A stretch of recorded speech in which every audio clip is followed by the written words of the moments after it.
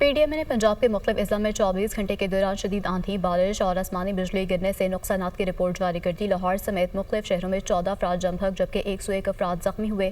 سامیہ سعید کی رپورٹ دیکھیے۔